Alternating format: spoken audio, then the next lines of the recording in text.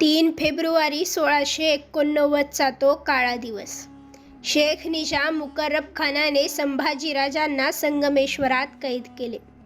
मराठ्यांचे छत्रपती कोल्ह्या कुत्र्यांच्या जाळ्यात अडकले, नवे ते फितुरीने अडकवले गेले.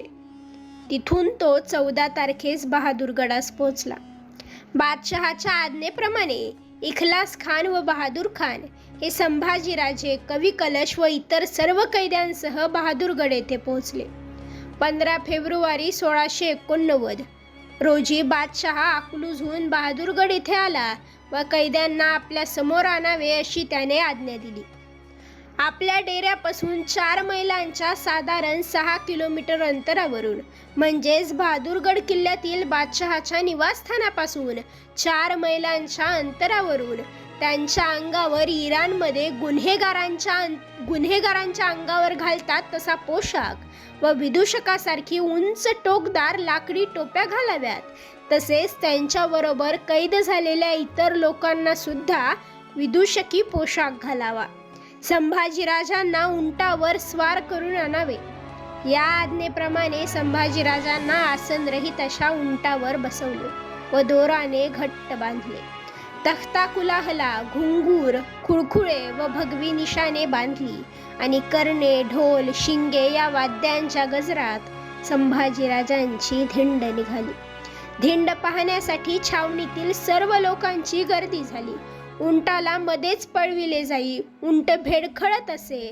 त्यावेळी उंटाच्या वाकड्या तिकड्या चालीमुळे घुंगरू आणि खुळखुळे यांचा आवाज होई. धिंड चालू असताना लोक त्यांना पीडा देत. लोकांचा आनंद गगनात मावत नव्हता. रात्री शबे बरात तर दिवसा ईदचा उत्सव केल्याचा आनंद मोगली छावणीतील लोक लुटीत होते. मुकर्रब खान यायच्या आधी संभाजीराजांच्या कैदेची बातमी छावणीभर पसरल्यावर लोकांच्या आनंदाला पारावार उरला नव्हता. 32 मन वजनाच्या सुवर्ण सिंहासनावर विराजमान होणाऱ्या एका अभिषिक्त छत्रपतीला आसनरहित अशा उंटावरून विदूषकी पोशाख घालून धिंड काढून मिरविणे हे किती हलक्या आणि नीच मनोवृत्तीचे कृत्य आहे. संभाजीराजांना व कवी कलशाला बादशहासमोर आणण्यात आले. त्यांचे डोळे आणि जीभ सोडून कोणताही अवयव मोकळा नव्हता. सर्व अवयव साखळदंडाने जखडले होते. अशा परिस्थितीत कवी कलशाने आपल्या डोळ्यांचा संकेत दिला आणि ताबडतोब एक हिंदी कविता रचून म्हटली. तू तपते जनिहार के तखत ते जो वरंग. अर्थ, हे राजन, तुला पाहून बादशहाला दिमाखाने आणि वैभवाने सिंहासनावर बसायचे भान राहिले नाही. त्याचे भान हरपून तो तुला ताजीम देण्याकरिता सिंहासनावरून उतरून खाली आला. संभाजीराजे बादशहाच्या अन्यायासमोर ताठ मानेने उभे राहिले. त्यांनी बादशहापुढे आपली मान तुकवली नाही. आग्र्याच्या कैदेत असताना ते 9 वर्षांचे होते. त्यावेळी ते बादशाही मनसबदार होते. त्यामुळे त्यांना बादशहाला ताजीम देण्यास रोज जावे लागत असे. आज ते हिंदवी स्वराज्याचे अभिषिक्त छत्रपती होते. महाराष्ट्र धर्माची पताका त्यांच्या खांद्यावर होती. धर्मांध बादशहापुढे आपला मराठी बाणा त्यांनी सोडला नाही.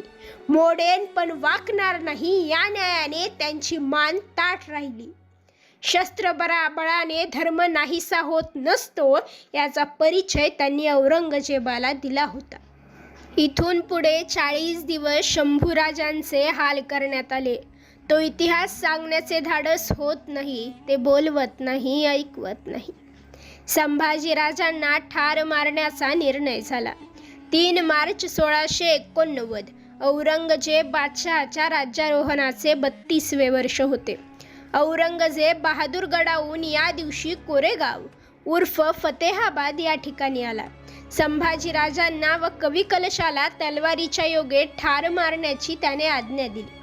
संभाजीराजांचे व कवी कलशाचे डोळे तर सळई फिरवून काढले होते आणि जिभाही उपटल्या होत्या. त्यांनी अन्नपाणी वर्ज केले होते. संभाजीराजांचे हाल करण्यात आले. त्यांची कातडी सोलण्यात आली. शरीराचे तुकडे करण्यात आले. ईश्वरदास नागर यांच्या म्हणण्याप्रमाणे कुऱ्हाडीने हृदय फोडले, शरीराचे तुकडे तुकडे केले व कोल्ह्या कुत्र्यांना खाण्यास फेकून दिले. कारण आमचे शास्त्र काय सांगते ते औरंगजेबास माहीत नव्हते. नैनम छिद्दंती शस्त्राणी. मराठ्यांचा छत्रपती अनंतात विलीन झाला. त्यांच्या अशा बलिदानाने महाराष्ट्राला एक नवेच स्फुरण चढले. घराघरात मावळे जन्मू लागले. गवत्याच्या पात्यांनाही भाले फुटू लागले. संभाजी महाराजांचे अंतिम संस्कार कुणी केले याबाबत अजूनही वाद आहेत. वीर शिवले पाटील की गोविंद महार याबाबत अजूनही स्पष्टोक्ती नाही. पण इतिहासाची पाने चाळली तर शिवले पाटलांनी महाराजांवर अंतिम संस्कार केले हे स्पष्ट होते. त्याचा वृत्तांत असा: संभाजी महाराजांचे छिन्न विछिन्न प्रेत वढूगावच्या मुक्ताईच्या मरीआईच्या माळावर पडलेले होते. कोरेगाव भीमा वढू ते थेट आपटीपर्यंत पसरलेल्या बादशहाच्या सुमारे 5 लाख फौजेच्या पोलादी वेड्यात ही प्रेते पडलेली. संभाजीराजे, कवी कलश व बरोबरच्या 5-25 लोकांच्या मरणप्राय यातना कोरेगाव, वढू, आपटी गावांनी याची देही याची डोळा पाहिल्या होत्या. पण बादशहाच्या असुरी कृत्यासमोर सर्व गाव थिजला होता. गलितगात्र झाला होता.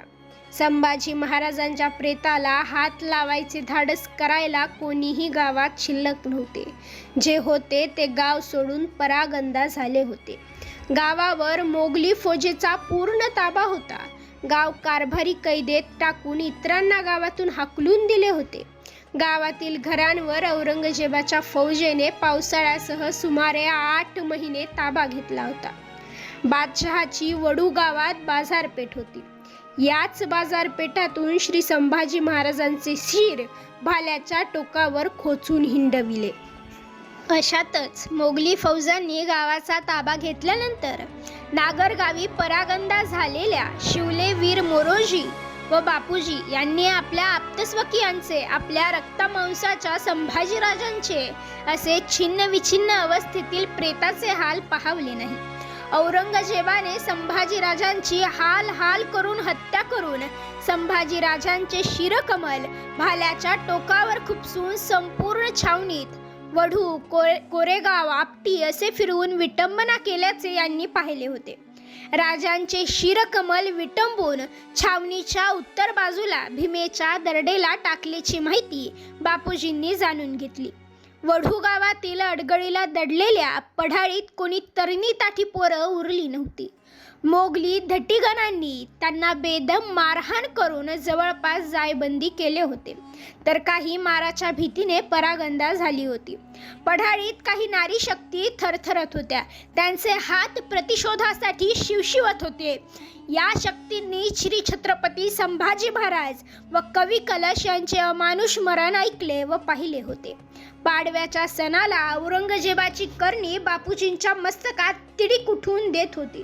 बापूजींनी वीरांगना पद्मावती यांच्या मदतीने भर पाडव्याला गावातील नारी शक्तीशी संधान साधून धाडसी निर्णय घेतला.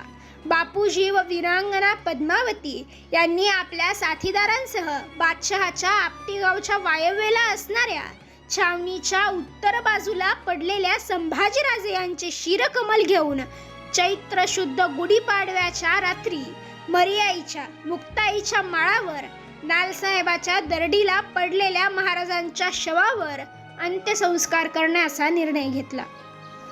मोगली छावणीवर उत्तरेच्या बाजूने म्हणजेच आताच्या माळवस्तीच्या पश्चिम बाजूने ज्या ठिकाणी मोगली फौजांचा पहारा मध्येच ढिला होता, बापूजींनी मोगली वेढा फोडून काढण्याचा निर्णय घेतला. संभाजी महाराजांच्या कैदेनंतर जवळपास 1.5 महिन्याने पाडव्याच्या रात्री उघड्या तलवारी शत्रूचे रक्तप्राशन करण्यासाठी सळसळल्या.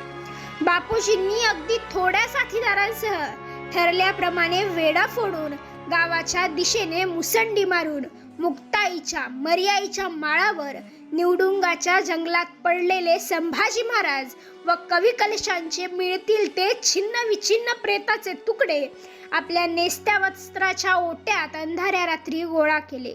या कामात बापूजींना वीरांगना पद्मावती, वीरांगना भवानी व इतर ज्ञात अज्ञात नारी शक्तींनी पुरुष वेश धारण करून मदत केली. त्यांची नावे इतिहासाला ज्ञात नाहीत.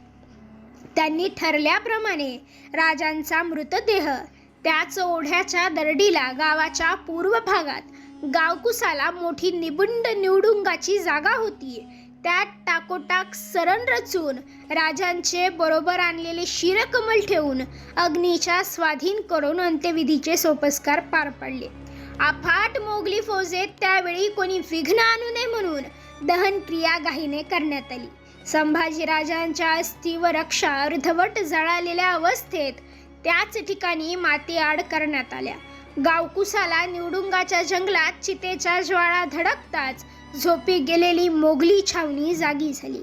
छावणीत हाकारा झाला. मोगली शिपायांनी बापूजींचा पाठलाग सुरू केला. हातघाई सुरू झाली.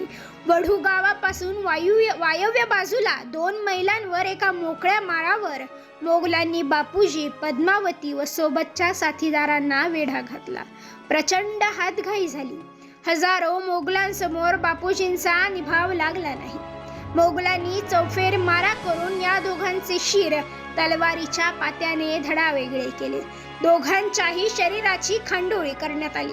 मरतानाही दोघांच्या चेहऱ्यावरील अमूल्य समाधान त्या अंधाऱ्या रात्रीही रक्ताच्या पाटाबरोबर ओसंडून वाहत होते. पुढे मोगलांनी गावागावातून धरपकड करून जाणत्या लोकांच्या कत्तली केल्या. गावावरून गाढवांचा नांगर फिरविला.